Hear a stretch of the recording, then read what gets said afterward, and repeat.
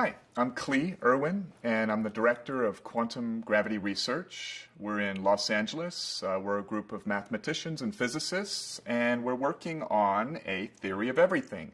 It's a quantum gravity theory. So we want to unify the theory of space and time, which is general relativity, with the theory of everything else, which is quantum mechanics. And with a first principles theory of everything, which seeks to go down deep to the very most fundamental ontological questions. That is, ontology is the study of what is real and what is not real. We are starting with the question at the beginning, which is reality random, or is reality like a deterministic algorithm playing itself out?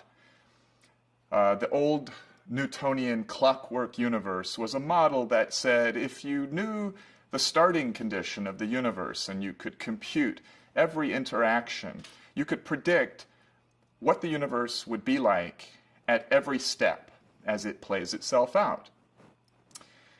So these are two basic philosophies that are still being argued about today. The argument started with Einstein and others arguing with the fathers of quantum mechanics. So Einstein wanted to return us, after quantum mechanics came out, to the old idea of a sensible universe where everything happens in a causal way, like dominoes. And the fathers of quantum mechanics wanted to say that everything is inherently non-deterministic, non-predictable, because at the core of reality there is this fundamental stuff of randomness. And so today a lot of physicists are still on one side or the other of this divide. So that's this great ontological fundamental question: is reality random or is it deterministic? And interestingly enough, free will and the very notion of consciousness comes into play here, because if everything is a pre-written script, an algorithm deterministically playing itself out, well then in a sense you don't really have free will, you just think you do. But if reality is deeply non-deterministic, well then there may be an opportunity in there for you to really think that you do have free will. So we are soon to publish a paper called the Code Theoretic Axiom, the third ontology. And so it offers a third choice to argue about. And that is the idea that reality is not a deterministic algorithm playing itself out, and it is also not a purely random system. That instead it is a language in action. And the thing about languages is you can never predict with certainty what is going to happen with a language. For example, if I say the dog ran blank, you know that I cannot say the dog ran cat, because if you understand the rules of the language, you would know that that's not legal. So you could with certainty say that I will not break that rule, but you cannot with certainty predict that I am going to say fast. I might say quickly. Okay, so human languages, computer languages, bird languages, they generally have symbols which are arbitrary, right? So we invent the letter K in English to represent the phonetic sound of K. Now, there's a special set of symbols and a special type of language which is not so arbitrary. Let us start with the idea of what a language is. A language is simply a set of symbols and rules on how you can arrange the symbols, and most importantly, freedom, called syntax, that allows you to not be forced by the rules to have an exact predetermined way that you can order things. Now, let's decompose the word symbol. What is a symbol? A symbol is an object, and by the way, an object in set theory is simply a thing which you can think of, such as an economy, humor, a brick, a letter, a number. So an object is anything which can be thought of. So a symbol is one object that represents another object. That's a symbol. And a language is a set of symbols that have rules on how you can order them, plus freedom within the rules, so that you can creatively express information. So there's this special type of language made of a special type of symbol, and these are called self-referential symbols. For example, in physics, we have this symbol, which is a triangle, which represents the idea of change. The delta symbol represents this notion that there's a difference or a change between things. And that's very arbitrary, because that same symbol, if we'd like to agree upon it, could represent a dog. But it's very interesting when we invent a language where the triangle, let's say the equilateral triangle, represents itself, the equilateral triangle. That still allows it to be a symbol. So there comes this idea that if reality is made of language, symbolism, code, the most logical type of symbols, since we live in a geometric reality, may be geometric symbols. But it's not so attractive to just think of reality as some man-made arbitrary set of rules on how you can arrange the geometric symbols.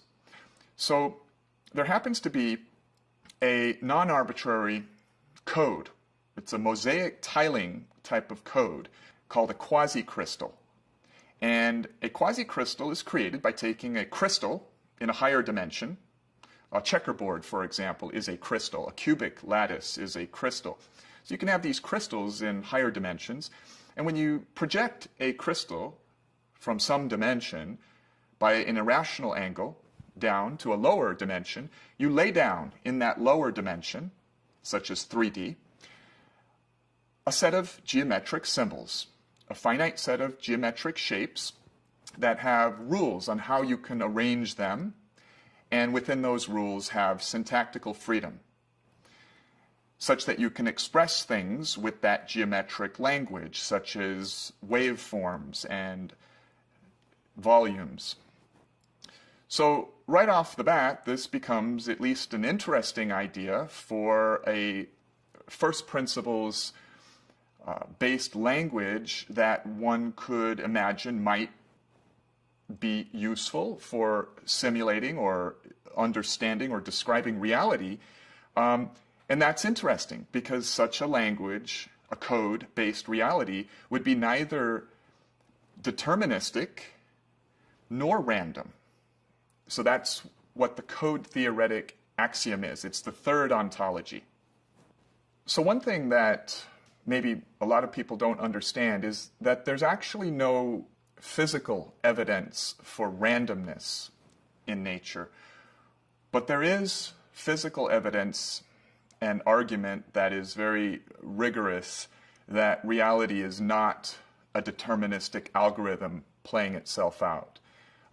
There are creative theorists who are still trying to make decent arguments to bring us back to the possibility that reality is a deterministic algorithm, but it's not very popular, and the general consensus scientifically is that reality is non-deterministic.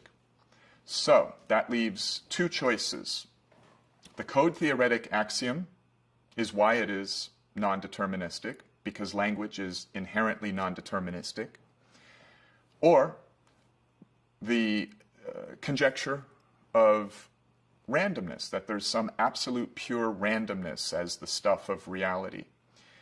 There's a very popular new idea happening now in the world of academic physics, which is that reality itself may be information theoretic, in the words of John Wheeler, the man who coined the phrase black hole.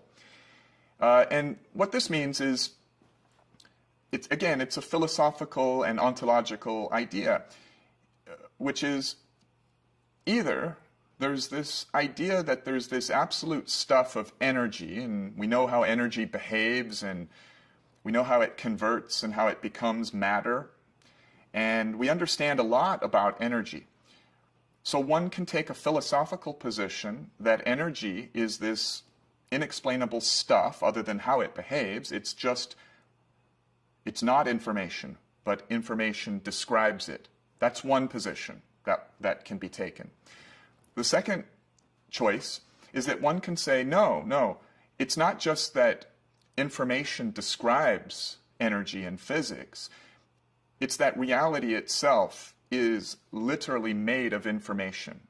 That's interesting, because that is suggesting that reality is this abstract stuff. Now, the interesting thing is that those who say that energy is something other than information and merely described by information, they really have no suggestion as to what this energy is made of. They want to start there and say that that is the axiomatic ground. An axiom is something that you cannot prove. It's just your philosophical starting point in a mathematical proof or a physical theory.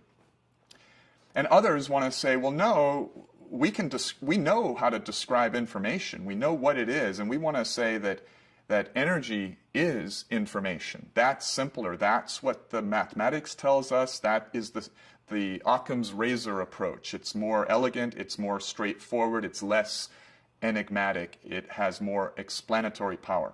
So here at Quantum Gravity Research, we take this more simple approach, this more straightforward approach that many people are taking nowadays, which is that reality is made of information. So, what is information? Well, information can be described as meaning. I'm going to have to explain what that means, but it can be described as meaning conveyed by symbolism, right?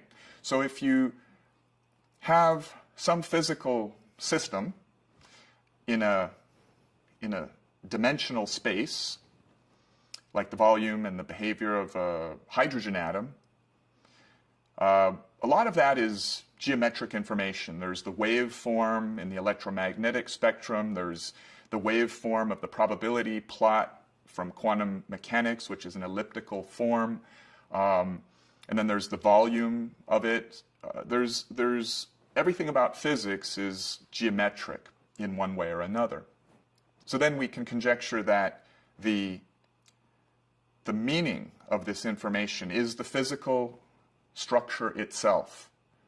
In other words, what is the meaning of a square? Well, one can say, well, the meaning of a square has to do with the fact that if it's a unit length square with edges 1, that its body diagonal is the square root of 2, and it has 90-degree angles. And we can use a square itself as an abstract symbol to represent a square. And because you can use geometric symbols to begin constructing a higher dimensional reality, for example, you can use squares to construct cubes, right? And that's a higher dimensional thing than a square. So our approach is to suppose that perhaps reality itself is this dynamical mosaic-like code, this three-dimensional quasicrystal that describes waveform and particle information and describes change and time-related ideas and spatial-related ideas. A simulation is really the idea of taking a code and using that symbolism, that informational symbolism, to model or describe something else.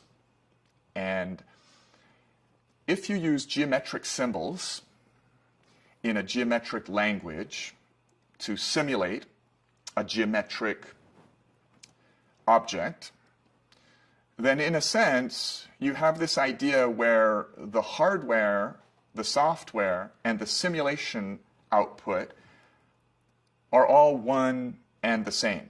As my friend and scientific colleague here, Ray Oshheim, says. So hopefully you have already realized that there's an interesting problem here. If meaning and language and symbolism always relates to a chooser selecting the symbols, whether that be a bird language or a computer code, then you might be wondering, well, how can reality at the smallest scale be a language? Who would recognize the meaning of the symbols? Who would choose the syntactical freedom in the language? And so that's an interesting problem. Nobel laureate Frank Wilczek said, the relevant literature, and he was talking about the meaning of quantum theory, is famously contentious and obscure. I believe it will remain so until someone constructs, within the formalism of quantum mechanics, an observer. That is, a model entity whose states correspond to a recognizable character of conscious awareness.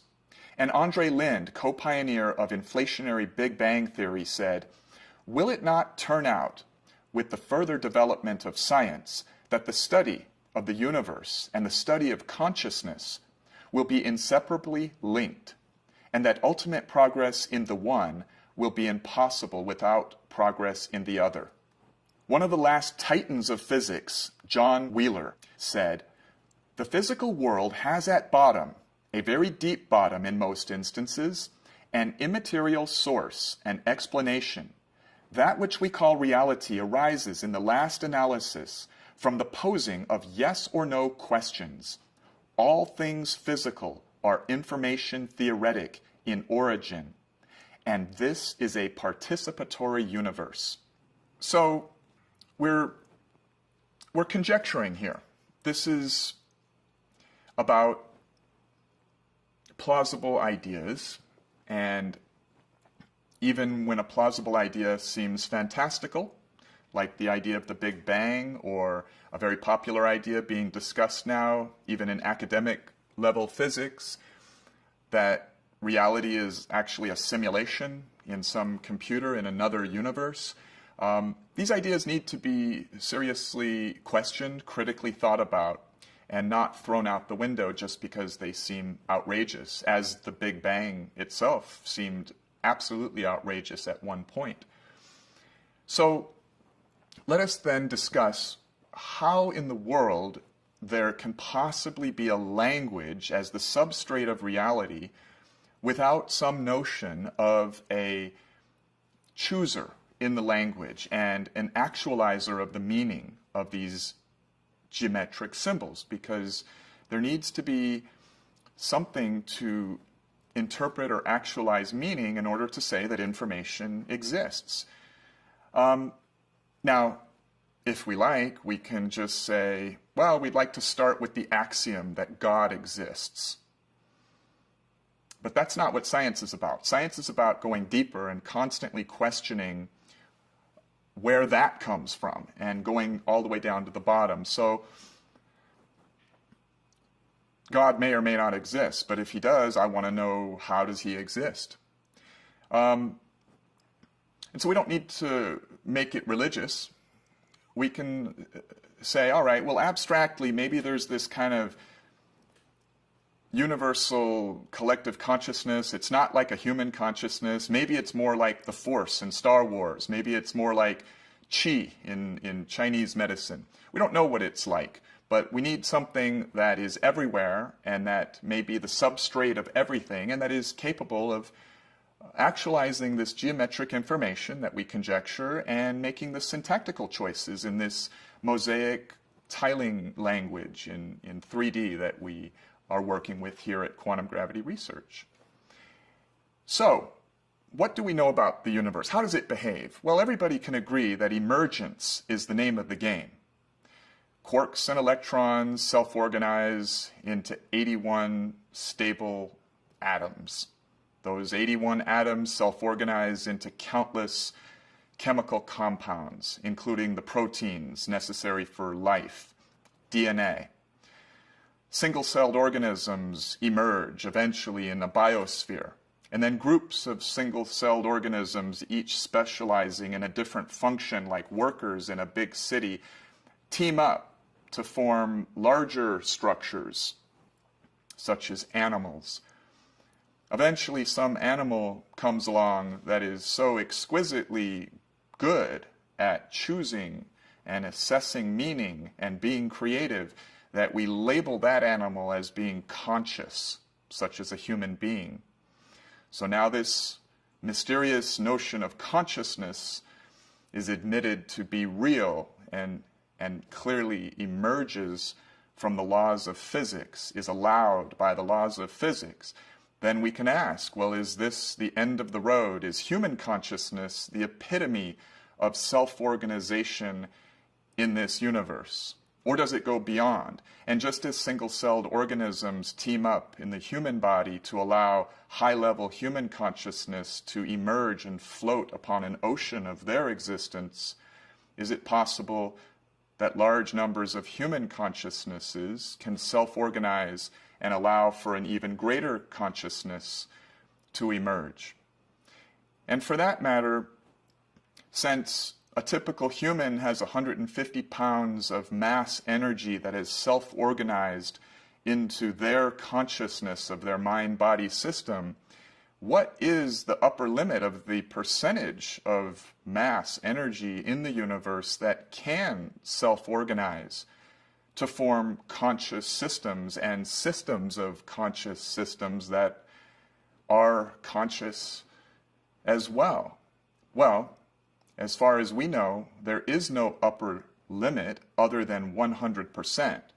So technically, with physics as we know it, all matter, energy in the universe can theoretically self-organize into a conscious system, a network of conscious systems that is conscious. That's our best shot at thinking through the scientific plausibility of how some mysterious collective consciousness substrate in the universe could emerge. And there's an axiom that is physically and mathematically plausible and popular, and it simply says that given enough time, whatever is possible will eventually occur. And the interesting thing about Einstein's theory of special and general relativity is that, as Einstein says, there is no difference between the past and the future. It is a stubbornly persistent illusion. And so in relativity theory, there is this object called space-time. And so in space-time, there is yesterday, and there is today, and there is tomorrow. And the three exist as coordinates in one geometric object, space-time. In quantum mechanics, there is this remarkable idea that reality is essentially non-local. That means that an object here is connected with an object here, as though you have a piece of paper and two black dots on the paper which are clearly separated by some length on your paper. Well, if you were to fold the paper, you could connect the black dots. So there's a duality where, yes, there is this curve at the fold that may be 6 inches long that separates the black dots, and yet at the same time there is this connection where the two black dots are one. They're sharing the same space. And so quantum mechanics is going through a revolution now where there are some very exciting new ideas. For example, 3 years ago, Juan Maldacena, one of the fathers of the holographic principle, and Leonard Susskind, one of the fathers of string theory, put out a paper that the wormholes that non-locally connect two regions of space and time that are predicted by general relativity are actually one and the same as the quantum entangled pairs that non-locally connect particles in quantum mechanics. In 2014, a team in Israel demonstrated experimentally that two particles can be quantum entangled over time, such that if you change a particle here in today, it changes a particle here in tomorrow, or here in yesterday, instantly. And we still, as humans, do not have a full picture of what this place, this reality is. That is, we have this theory of general relativity, which makes predictions. So we know there's at least something very true about it. And we have this other theory of quantum mechanics, which makes predictions, and we know it has some truth to it. The problem is these two theories have these axiomatic grounds that violently disagree with one another, where one boldly states that the other is incorrect in very important ways. And we still don't know what that unifying theory of everything is. There are attempts at such theories, such as string theory, loop quantum gravity, and many others, but there is no theory yet that has ever made a successful prediction. And for a theory to be respectable, it needs to make predictions, and it needs to more elegantly explain existing phenomena that other theories explain less elegantly. So we still don't have such a theory. And so you could say that's the holy grail of physics, because if we were to discover such a theory of everything that would make predictions, well, it would be the holy grail of physics, because everything, chemistry, biology, even psychology, medicine, everything is emergent and builds up from that foundational theory of everything. Perhaps the discovery of a theory of everything here in the 21st century could usher in Star Trek-like technologies that could help humanity early. And so that's what we work on. We are one of the many groups trying to crack this code, this holy grail, to discover what the theory of everything is. And we take this code theoretic approach, and we use quasicrystal mathematics. So why do we use the E8 crystal to build our three-dimensional quasicrystals? Well, the largest thing that humans have ever built is the Large Hadron Collider in Geneva, Switzerland. In fact, it's not just the largest thing, it's also the most expensive thing. No one country could afford it, so many countries pooled their money together, and they bought this giant thing with taxpayer money. So why would humans have approved spending so much money on one thing? And by the way, what is it really? Well, what it is it's a microscope. It's a microscope that allows us to peer down in the direction of the pixel of reality, which is called the Planck length.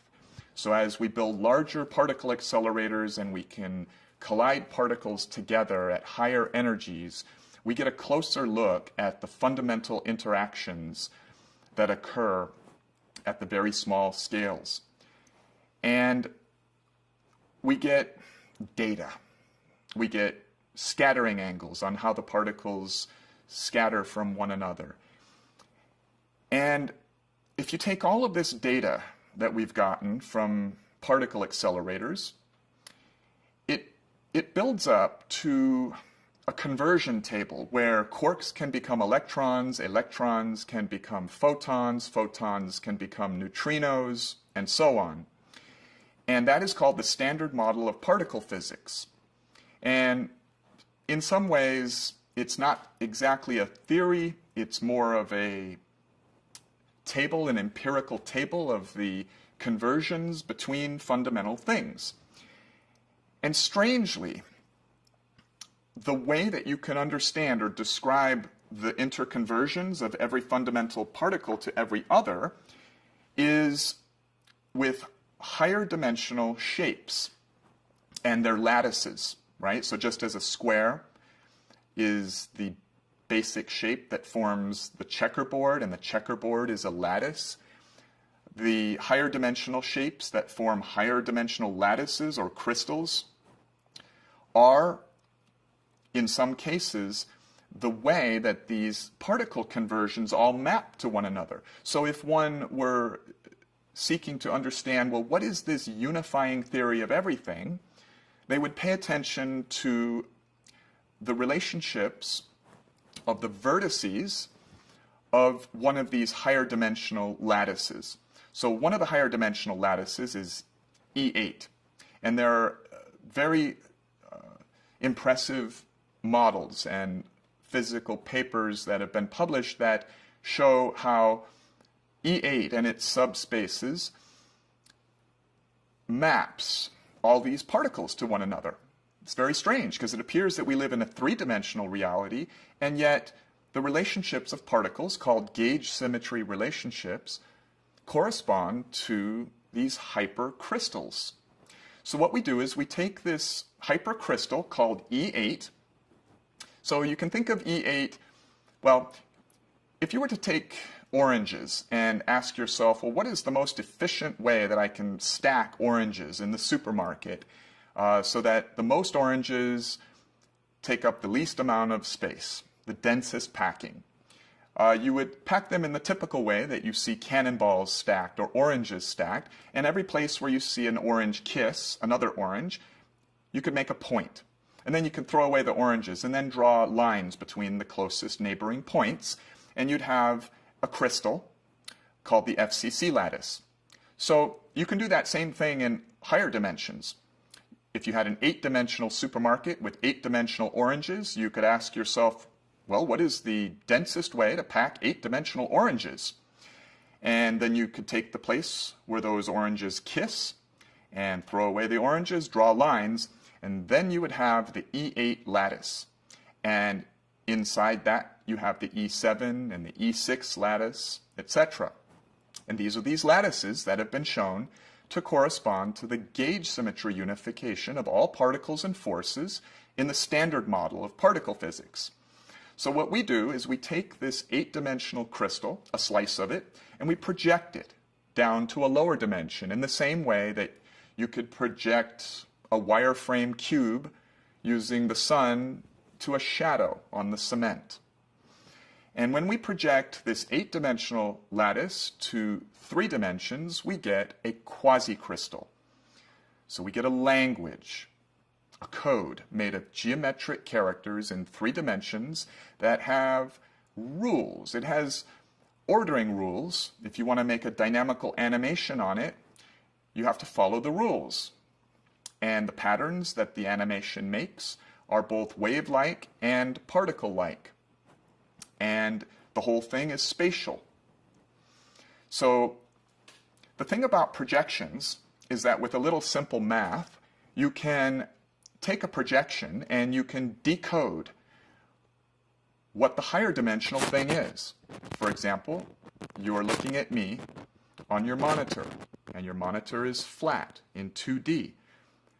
But you are an instant decoding machine. Your mind extrudes out what you see in 2D to build a 3-dimensional model in your mind.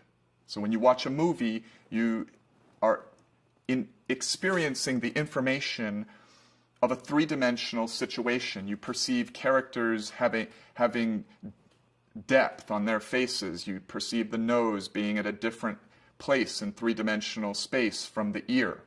Similarly, when you take a projection, such as a shadow, you can understand or interpret its 3-dimensional reality.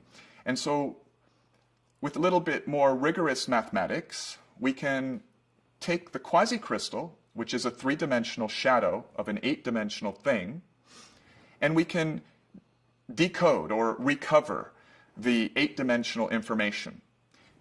Let's simplify.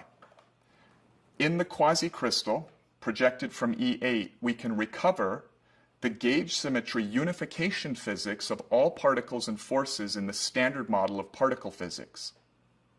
We can have our cake and eat it too. We can have a model of a 3D physically realistic particle theory in the dimensions that we observe. We don't observe curled up hidden dimensions as is supposed in string theory. We observe 3 spatial dimensions. That's the Occam's razor approach. Don't invent complicated ideas unless you have to. Go as simple as possible, but not too simple, as Einstein said. So if we can do this in 3 dimensions, we can have an explanation for why particles and forces in this system enjoy their gauge symmetry relationships and their ability to convert one into the other according to the higher dimensional lattice in 8D. So with all those crazy conjectures and definitions of things like symbols and language in place, let's ask a couple questions. Maybe we'll call them deductions. So the first one, deduction number 1, is, does consciousness exist in the universe? The majority of physicists today believe that they are conscious and have free will. We can't prove it, though, scientifically. We can barely define what consciousness even is. But we'll go ahead and deduce that, yes, probably, consciousness exists in the universe, at least in us. Deduction number 2. Are we it? Are we the end of the road? Are we the limit? Are we the epitome of consciousness? Does physics place an upper limit of 1 to 3 to 400 pounds of matter in the form of a human as far as the amount of matter energy that can self-organize into a conscious system? Or is the upper limit all the energy and matter in the universe? Physics actually points to the latter. Physics would say there is no limit. Theoretically, any percentage of matter energy in the universe can theoretically self-organize into a conscious system. Nobody can agree on how to define consciousness, and yet we can still make comparisons. We can say probably humans are more conscious than viruses. So we can then ask, can a system be more conscious than a human? And we can say, probably, if we're rational, there is no upper limit on how conscious a system can be. So it leaves this very interesting, expansive possibility for the percentage of the universe that can self-organize into conscious systems, as we have, and no limit on how conscious it can become. Deductive question number 3.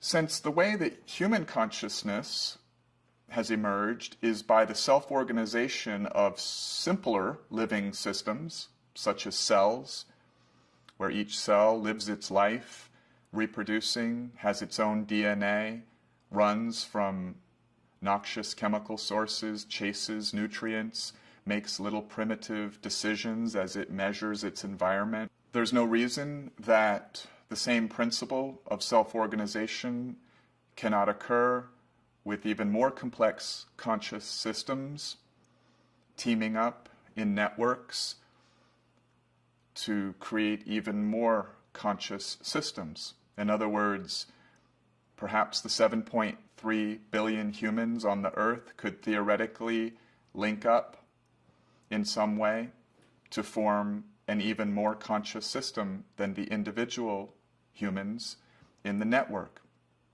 like a neural network formed by each individual living cell in our mind-body system, like the computers throughout the world in the movie The Matrix that networked together to form a higher level computer that ran the Matrix. So humans are about to go out. That's what we do. We can be in a comfortable oasis in some ecosystem and we're not satisfied. We go out into scary and inhospitable places. And in the late 1960s, we went out. We left the biosphere. We went to the next celestial body, which is the moon. And one of NASA's primary goals now is to have humans arrive at the first planet in our solar system, Mars. And so given sufficient technology, which is probably going to take a quantum leap forward if humans ever discover the first principles theory of everything, humans definitely will move out as far as they can go, and they will keep going. And they will double in number. Now, doubling algorithms are interesting. They always halt due to resource limitation. If you were to have 2 pennies and you were to write 2 in your iPhone calculator and then hit the times 2 button and just double them, 2, 4, 8. If you were to do that 80 times, just hit the times 2 button 80 times, which you could probably do in 30 seconds, you would have a number that is larger than all the atoms in every dust cloud, in every solar system and galaxy in the entire universe. And so that's interesting. So then if that's true, then how come the microbes on the surface of an apple, as they begin to double when the apple decomposes, well, if they really double and it can become all the atoms in the universe, that quantity in just 80 doublings, well, why doesn't that happen in nature? Well, it's because of resource limitation. The resources of the apple itself halt the doubling algorithm of the bacteria very early. Not very many doublings can occur without resource limitation halting the algorithm. So humans, when they leave the apple of the earth and there simply is no more resource limitation other than the entire resources of all the energy in the universe, they will be able to go out and continue doubling. And after a shockingly small number of doublings, humans have the potential, with their high consciousness and their tendency to network with one another, to double to the point where massive percentages of the mass energy in the universe can be hijacked or transformed into these self-organized systems of mass energy that are conscious. And if they have some non-local physics and technology that allows those consciousnesses to network instantly, then the entire universe can potentially become a neural network, if you will, of conscious systems that is itself conscious in some sense. So it is not completely outlandish to follow the trail of logic and say that if humans don't destroy themselves with nuclear war or for some other reason prevent themselves from leaving the biosphere, and if humans discover some unification physics that allows surprisingly bizarre Star Trek type technologies as they go out and move to other coordinates in space-time, and if such technologies could allow connectivity, instant exchange of information, then indeed it is quite formally a neural network. And what that is, what that's like at its limit, it's science fiction-like, and yet plausible and somehow logical at the same time. I'm not saying it's inevitable or that it's the truth. I'm saying it is logically consistent, and there is nothing in physics that we know that absolutely prohibits this. And there is the tendency of nature to continue self-organizing. it just keeps going to higher levels of complexity. For example, right now, today, because we have not had an asteroid strike of a meaningful size on Earth for a long time, we have a very large number of species on the planet. The whole thing is an interactive network where all species are interdependent and connected to one another. The sum total of the behavior of all the species actually self-regulates the salinity levels in the ocean and the chemistry of the atmosphere. And so the whole thing is technically an organism. The biosphere of Earth plus its weather systems, its plate tectonics, the entire system. And if you leave it alone and don't hit it with an asteroid or nuclear holocausts, it tends to self-organize to higher and higher levels where new species fill the niches left between existing species, and the quantity of species increases. So the way physics behaves is via emergent, ever more complex systems that self-organize. And so if ever in the universe one highly intelligent and creative species could move out beyond the resource halting limitation of a doubling algorithm, it would move out and it would continue to advance in its sophistication of consciousness and the sophistication of its connectivity.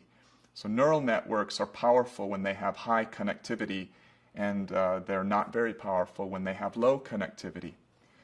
Deductive question number 4. This one is a little wild.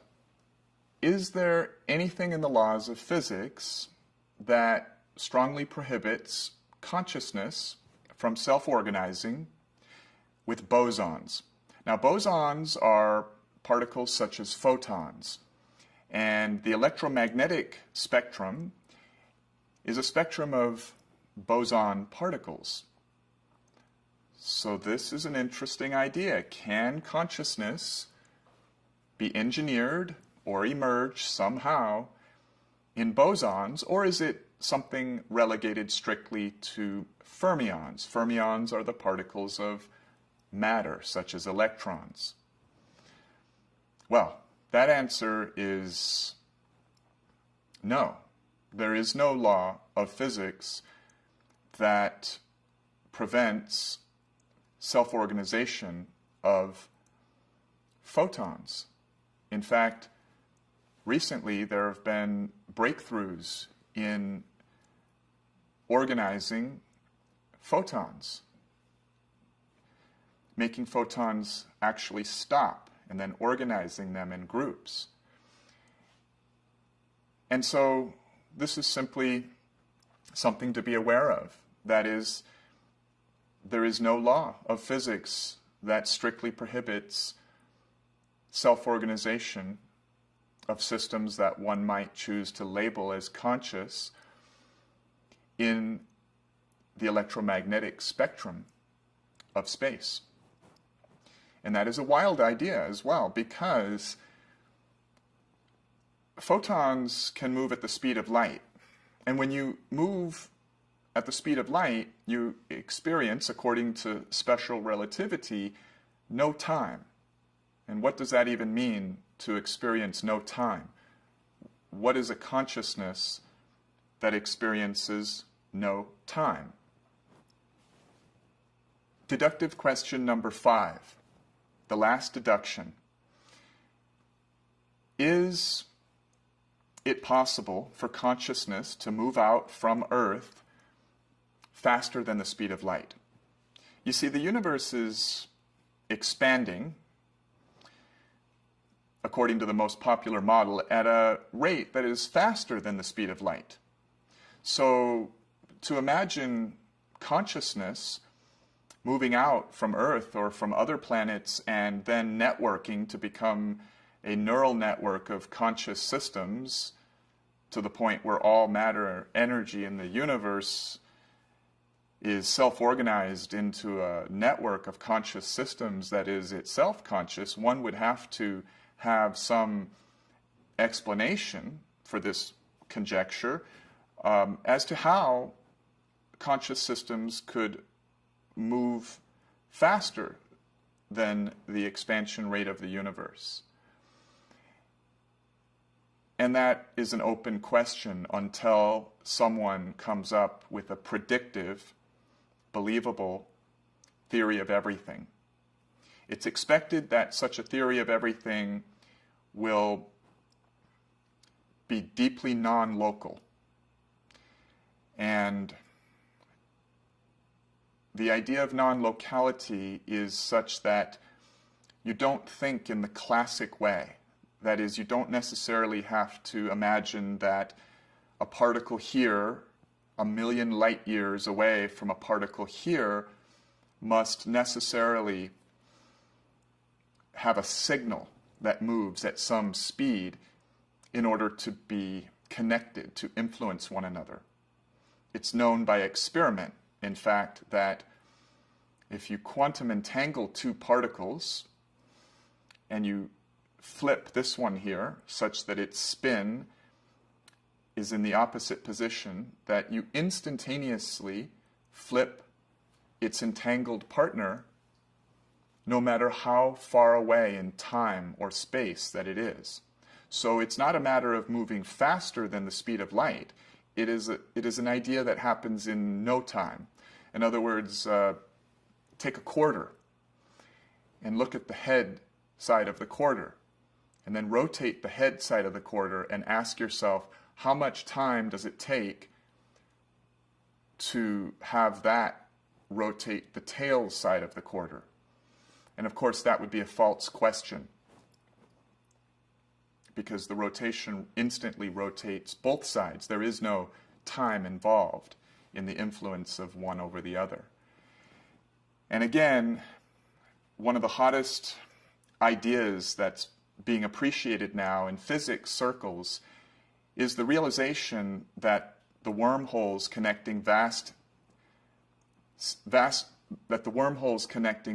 separated objects across space and time are the same as the connections between quantum entangled groups of particles separated by space and time.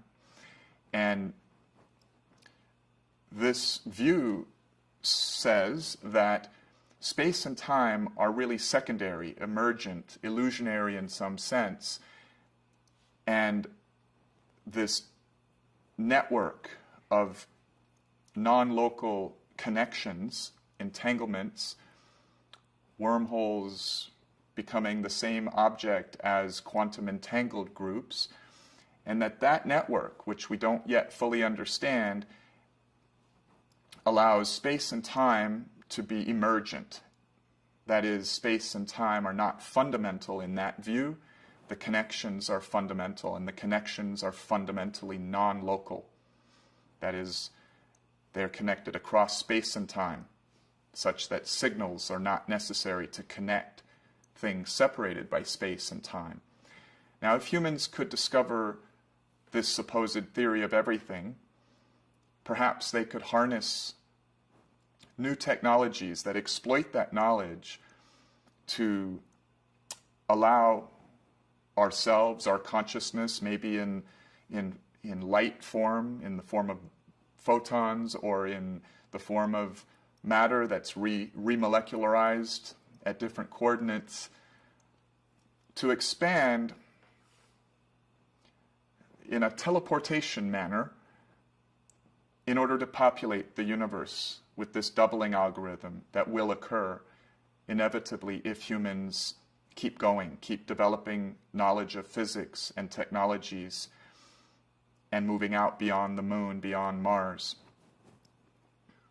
And related to this set of fantastical ideas is a principle that we have in nature. Emergence is the principle. And the idea of emergence is that the emergent thing is not in any way the sum of its parts. You cannot understand human consciousness, mathematics, music from the parts. You cannot just add the complexity of the atoms or the molecules and understand it. The emergent quality, which is physically real and interactive and influences the rest of the universe of an emergent system, is not the sum of its parts. A great analogy, again, is the bacteria on the apple. A typical apple has some few million bacteria on its surface, and it is an absolutely insignificant force, this bacteria. It cannot compete with the intermolecular forces that hold the apple together, with gravity. It cannot compete with the standard forces. But if you allow a doubling algorithm to occur, and you allow that bacteria to double and double and double only 10, 12 times, this force, this influence, this collective behavior of the bacteria eclipses the other forces that define the destiny of the apple and define the apple itself, and they completely take over the other forces to control the destiny of the apple. They decompose the apple down to the molecular level, returning its elements back to the soil. And similarly, if consciousness can double and expand and network, and there are no resource limitations other than all the energy and matter in the universe, consciousness as a stuff, this enigmatic, impossible to explain stuff that terraforms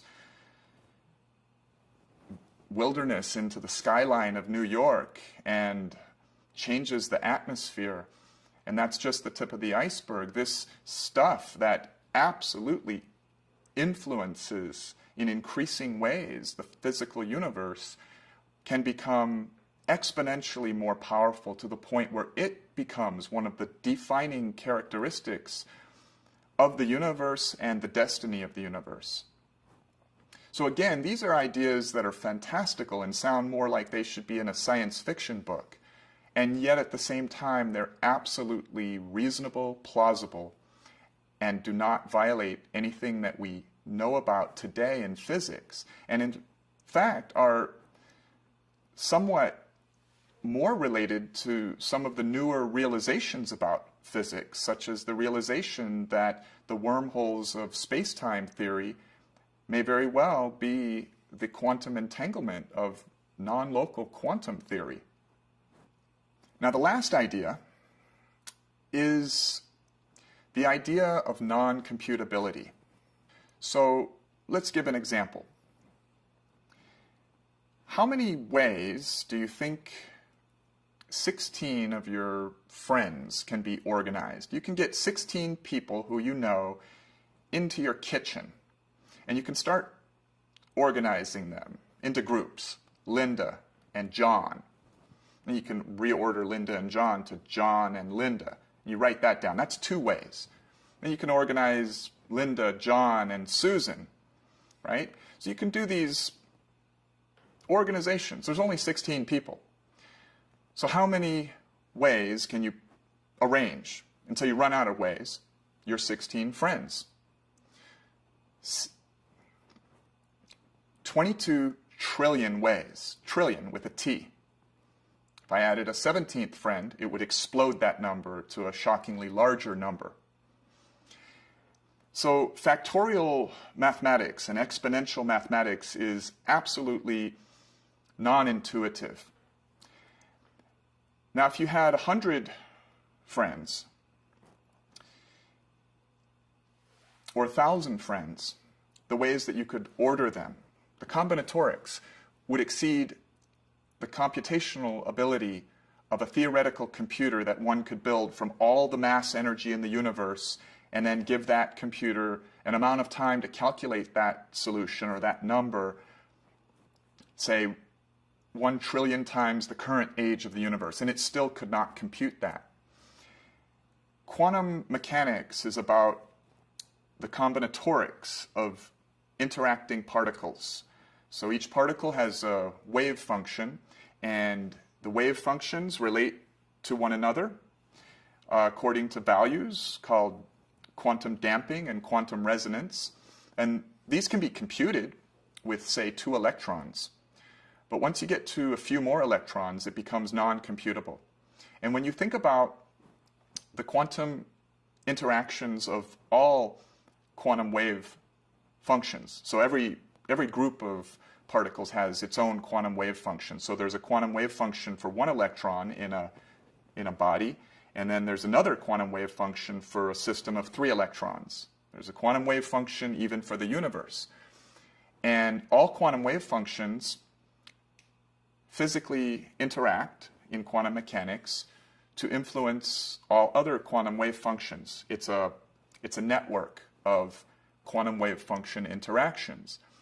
And that is arguably the most fundamental thing of reality. It's the interaction, the relationship of things via their quantum wave function combinatorics. And so if that is the most fundamental thing of reality, and it is fundamentally non-computable, well, that's an interesting philosophy. It means we live in a universe that is fundamentally non-computable. You can compute the separate objects, but you cannot compute the emergent combinatorics of the objects.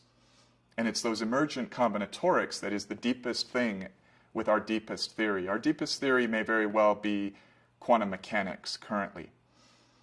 And so that is a theory of interactions. Interactions that are in principle in a finite universe non-computable. So the very stuff, the very most elemental stuff of reality is this non-computable result. And so consciousness itself is likely non-computable.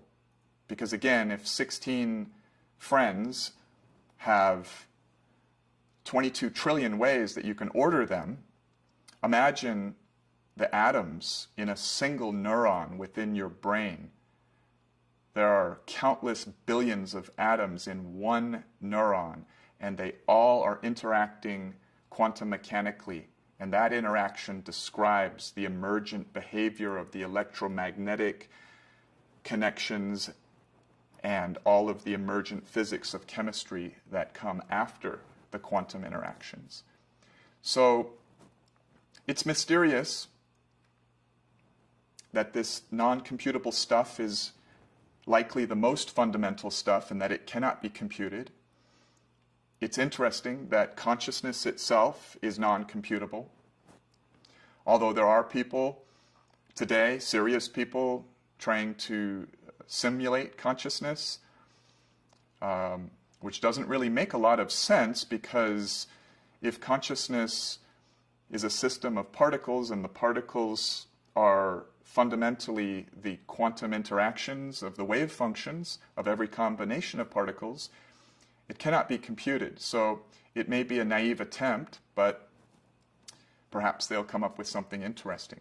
Now, let us play along and suppose that if the code theoretic axiom is true, that reality is based on a code, we can ask a question. We can say, is it an efficient code?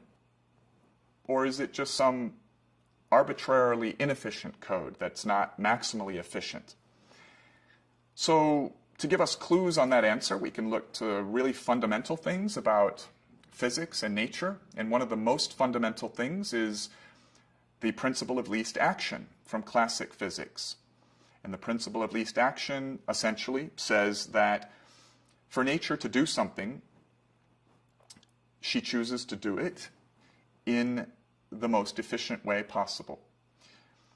Now, the principle of least action led to Emily Noether's second theorem, which is a theorem about symmetries. Symmetries such as the inverse relationship in special relativity, where when you move a particle of mass at a higher velocity, its time slows down. And when you move it slower, its time speeds up. And there are symmetries all over nature. And so Noether's second theorem is the foundation of the standard model of particle physics, which we discussed previously, where all the particles and forces in nature can convert into each other. In the standard model, everything except for gravity and space and time theory. But that standard model of particle physics is fundamentally about efficiency. It's about Noether's theorem and how that is really an outgrowth of the principle of least action, and that's really about efficiency. And when one thinks code theoretically, one is always worried about how you can more efficiently express meaning in a code.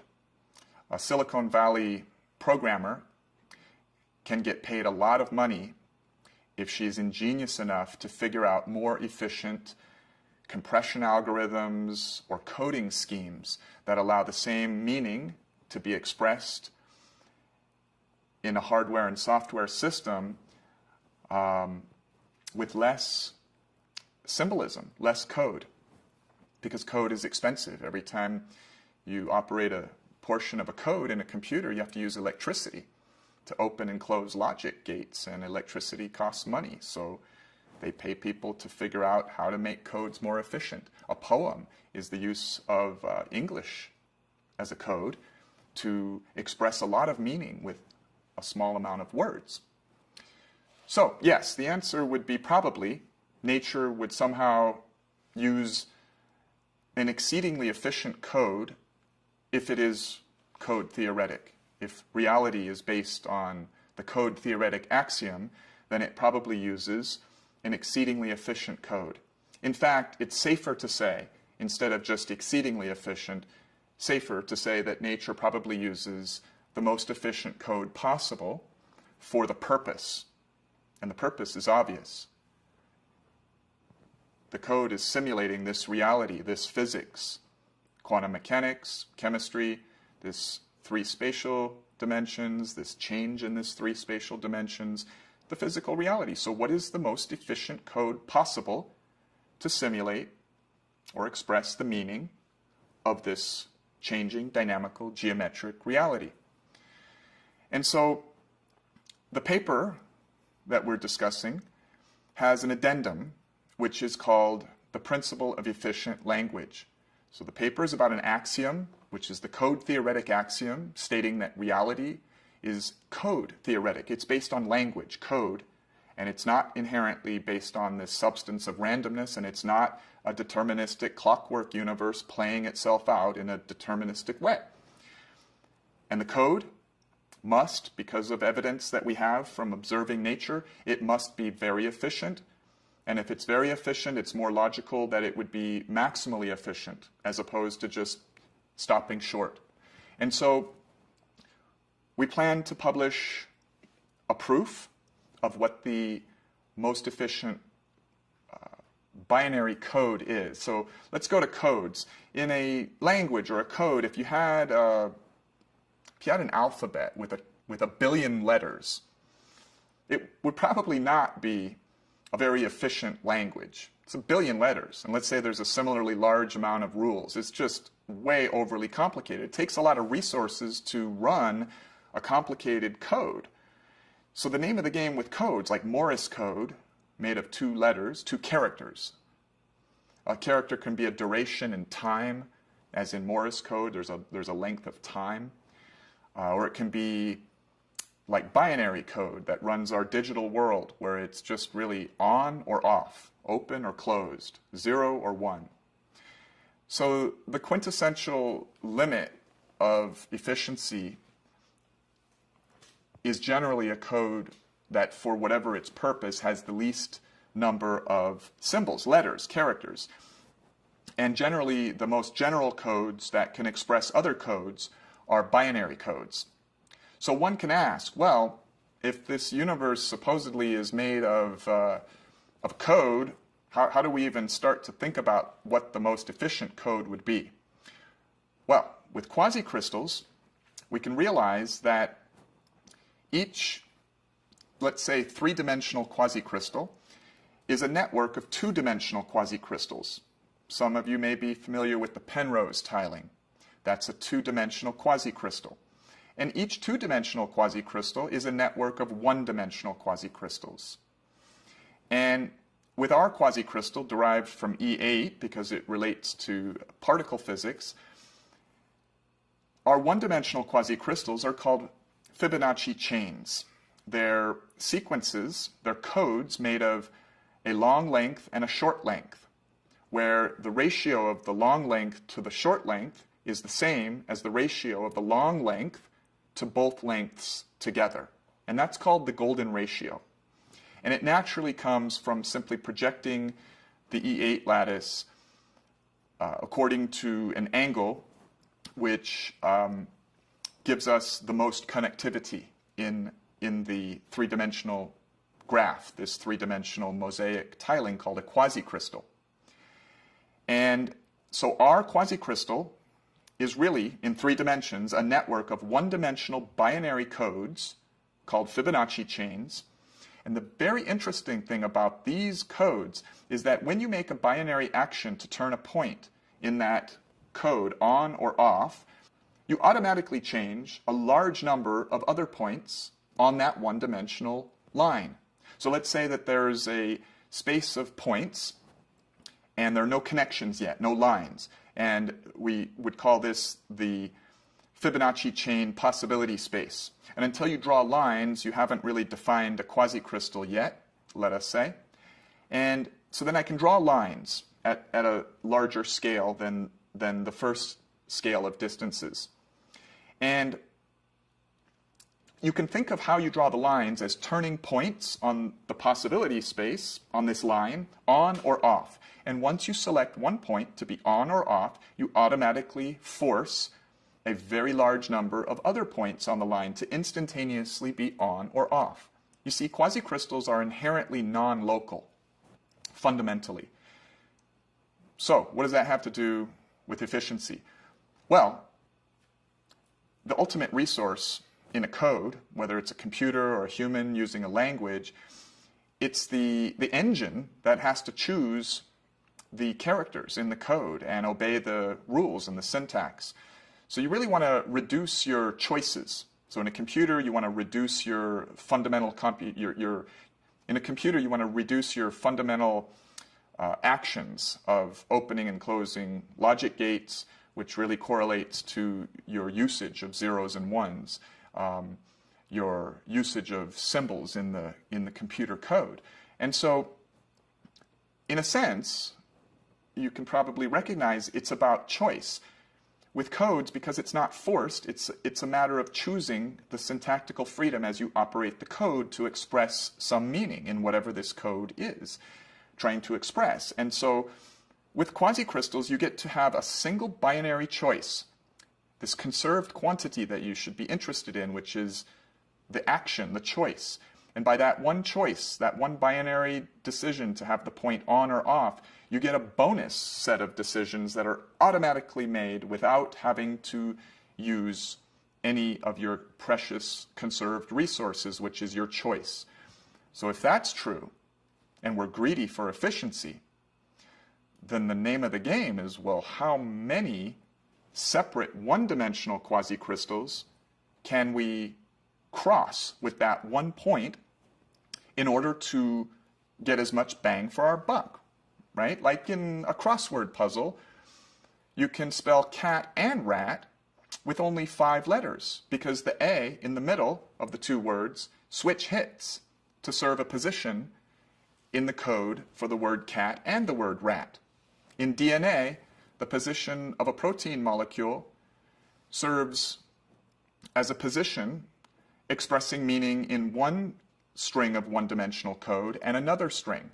There are strings running diagonally in DNA that are winding around the double helix, and then there are strings of code running vertically.